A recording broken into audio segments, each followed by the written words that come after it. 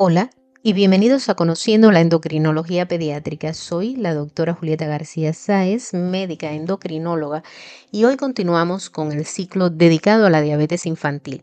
Veremos cómo la diabetes mellitus tipo 2, históricamente considerada una enfermedad exclusiva de adultos, ha experimentado un cambio epidemiológico profundo en las últimas 2 décadas. Pero antes de avanzar, recordemos dos conceptos clave: prevalencia e incidencia.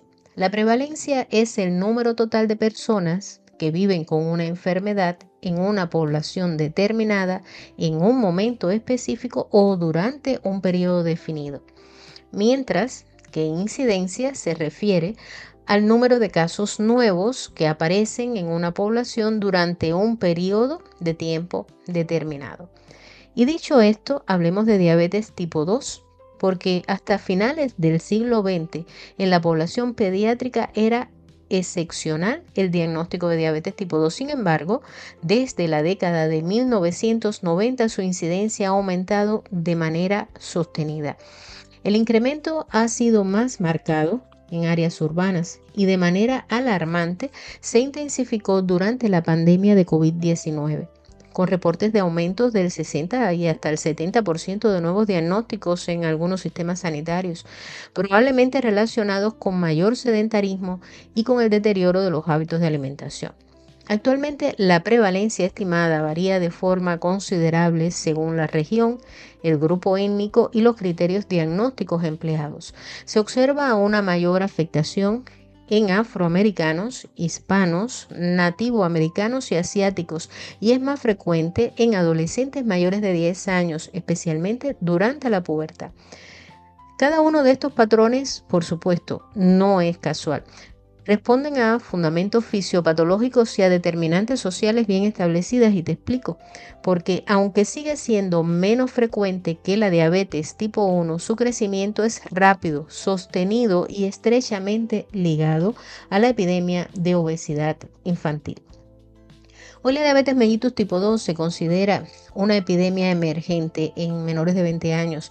En salud pública, el término epidemia emergente no implica transmisibilidad, sino crecimiento acelerado e impacto significativo, tal como ha sucedido con la diabetes tipo 2 en las últimas 2 décadas.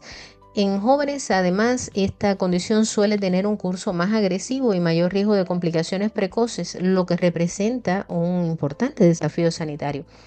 Entre los principales factores de riesgo para la diabetes mellitus tipo 2 se encuentran la obesidad, los antecedentes familiares de diabetes tipo 2, la pertenencia a determinadas etnias minoritarias, la exposición intrauterina a diabetes gestacional o a la obesidad materna, también la resistencia fisiológica a la insulina propia de la pubertad, el estilo de vida sedentario y la alimentación poco saludable, el bajo nivel socioeconómico, y también otros factores que contribuyen son los trastornos del sueño, el estrés crónico y la exposición a disruptores endocrinos ambientales. Todos estos factores comparten un elemento central, y es que no solo afectan el metabolismo de forma inmediata, sino que también pueden influir en cómo se activan o se silencian ciertos genes a largo plazo. Y aquí es donde entra la epigenética. ¿Qué es la epigenética? Bueno, pues son modificaciones que regulan la expresión génica sin cambiar la secuencia de ADN, es decir, el ADN permanece igual, pero cambia la forma en que se utiliza la información que contiene. Estas marcas epigenéticas, por llamarle así, responden a señales del entorno y pueden aumentar o disminuir la actividad de ciertos genes. Durante el desarrollo embrionario y fetal, estas modificaciones son especialmente sensibles a las alteraciones metabólicas maternas, como puede ser la hiperglucemia o la diabetes gestacional. Cuando esto ocurre, pueden verse afectados procesos fundamentales como la función de la célula beta pancreática, la sensibilidad a la insulina y el metabolismo del tejido adiposo. En algunos casos, estas modificaciones persisten después del nacimiento, aumentando así el riesgo de obesidad, de disglucemia, o sea, de alteraciones del metabolismo de los carbohidratos, y de diabetes mellitus tipo 2 en etapas posteriores de la vida. La epigenética, por tanto, ayuda a explicar por qué ante una misma carga genética algunos individuos desarrollan la enfermedad y otros no la desarrollan. Pero ahora bien, además de estas influencias ambientales sobre la expresión génica, existe una verdadera predisposición genética. Y es por ello que indagar sobre los antecedentes familiares no es una pregunta casual, que tampoco podemos dejarla al lado, porque cuando un niño o adolescente tiene un familiar de primer grado con diabetes mellitus tipo 2, su riesgo aumenta significativamente y la enfermedad puede aparecer a edades más tempranas. Piensen solo en que la heredabilidad estimada en población juvenil oscila entre el 30 y el 70% según algunas poblaciones estudiadas.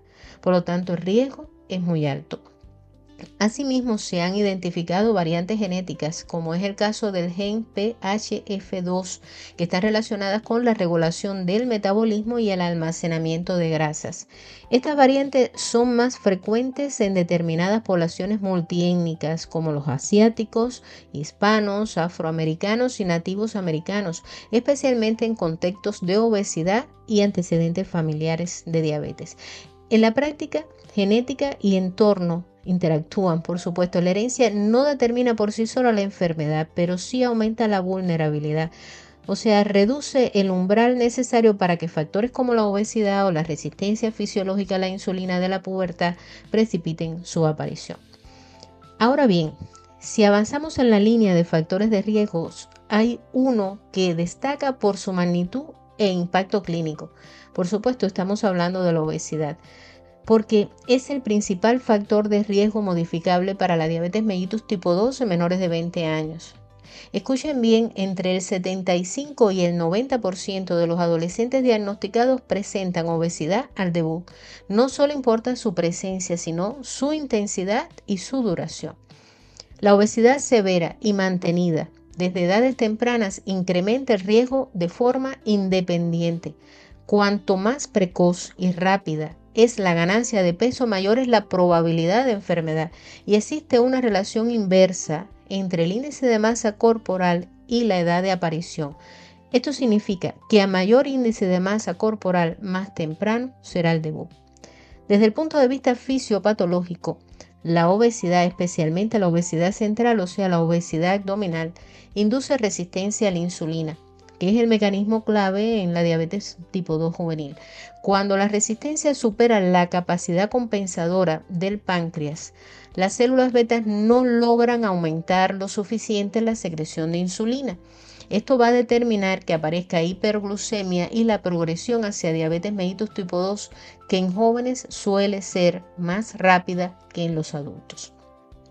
Y un factor que tiene una implicación importante es la resistencia a la insulina fisiológica y transitoria que ocurre durante la pubertad. El aumento de la hormona de crecimiento y del factor de crecimiento similar a la insulina tipo 1 genera un estado temporal de resistencia a la insulina que alcanza su punto máximo a mitad de la pubertad y suele normalizarse al final de esta etapa. Este fenómeno ocurre incluso en individuos sanos y no depende del grado de adiposidad.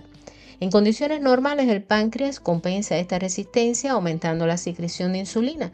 Sin embargo, cuando existe predisposición genética o existe obesidad o una función beta limitada, esta compensación resulta insuficiente y pueden aparecer trastornos del metabolismo de los carbohidratos y, por supuesto, llegar a expresarse la diabetes mellitus tipo 2. La resistencia puberal tiende a ser más marcada en las niñas y en determinados grupos étnicos de los que hablábamos hace un momento, lo que contribuye a la mayor incidencia observada en estos subgrupos. Pero existen otros factores de riesgo. La diabetes mellitus tipo 2 en menores de 20 años no se explica solo por la obesidad. Múltiples factores interactúan y amplifican el riesgo metabólico. El sueño es uno de ellos, por ejemplo. Dormir menos de 6 horas o más de 9 o tener mala calidad de sueño se asocia con mayor riesgo de diabetes tipo 2 en adolescentes. También el cronotipo vespertino, o sea, mayor actividad por la tarde o la noche, porque favorece acostarse tarde, dormir menos en días escolares y concentrar la ingesta de alimentos en horarios nocturnos, lo que puede aumentar el sedentarismo y también el aumento del peso. El estrés crónico también contribuye al activar el eje hipotálamo hipofisario adrenal y el sistema simpático, la elevación del cortisol, principal mediador de resistencia a la insulina, y también la elevación de las catecolaminas, lo que favorece una hiperglucemia y disfunción beta cuando la activación es persistente. En paralelo, el sedentarismo y una dieta rica en ultraprocesados y bebidas azucaradas promueven la obesidad y las alteraciones metabólicas, algo que lamentablemente cada vez más es frecuente en las poblaciones jóvenes. Estos hábitos están fuertemente condicionados también por el contexto social. El bajo nivel socioeconómico limita el acceso a alimentos saludables y a espacios seguros para la actividad física y aumenta, por supuesto, la exposición al estrés y a entornos obesogénicos. De hecho, la Asociación Americana de Diabetes señala que estos determinantes sociales amplifican el impacto de los factores genéticos y ambientales en relación a la diabetes mellitus tipo 2. Finalmente, la exposición a disruptores endocrinos como el bifenol A, los ftalatos, los pesticidas y los bifenilos policlorados que alteran la regulación hormonal, especialmente en etapas críticas del desarrollo, y de los cuales podemos hablar si ustedes lo desean. En conjunto, sueño, estrés, estilos de vida, entorno social y exposiciones ambientales se entrelazan y favorecen resistencia a la insulina y deterioro progresivo de la función beta y aceleran la aparición de la diabetes mellitus tipo 2 en la infancia y la adolescencia.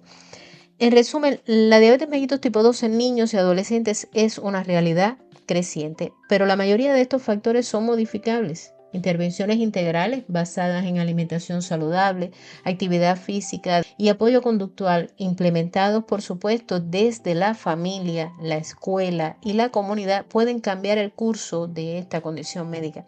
Comprender su epidemiología no es solo teoría, por favor, es la base para prevenir y para detectar precozmente.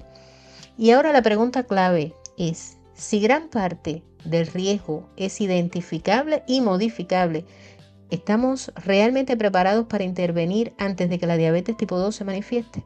Soy la doctora Julieta García Sáez y te agradezco sinceramente que hayas llegado hasta aquí. Te propongo que sigamos avanzando juntos en el estudio de las enfermedades endocrinológicas más relevantes, integrando la evidencia científica con su aplicación práctica en la atención clínica. Si este contenido te resulta útil, suscríbete y activa las notificaciones para no perderte los próximos episodios. Será un placer encontrarnos nuevamente en el siguiente capítulo. Gracias por escuchar.